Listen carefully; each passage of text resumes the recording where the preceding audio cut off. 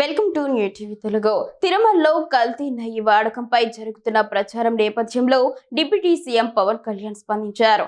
గత వైసీపీ ప్రభుత్వంపై అప్పటి టీటీడీ బోర్డుపై సంచలన ఆరోపణలు చేస్తూ ఆయన ట్వీట్ చేశారు. గత 5 ఏళ్ల పాలనలో భక్తుల విశ్వాసాన్ని దెబ్బతీశారని, వారి నమ్మకానికి ద్రోహం చేశారని తీవ్రంగా విమర్శించారు.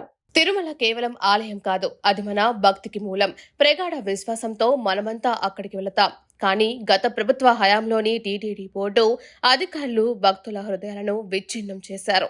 మన భక్తిని వారు ఒక అవకాశంగా చూశారు అని పవన్ కళ్యాణ్ ఆవేదన వ్యక్తం చేశారు. గత ప్రభుత్వానికి ఒక అవకాశం ఇవ్వటం ద్వారా ప్రతి భక్తుడు మోసపోయాడని ఆయన అన్నారు. 2019 నుంచి 2024 మధ్య కాలంలో సుమారు 10.97 కోట్ల మంది భక్తులు శ్రీవారిని దర్శించుకున్నారని, అంటే ప్రతిరోజు సగటున 60,000 మంది తిరుమల వచ్చారని పవన్ గుర్తు చేశారు.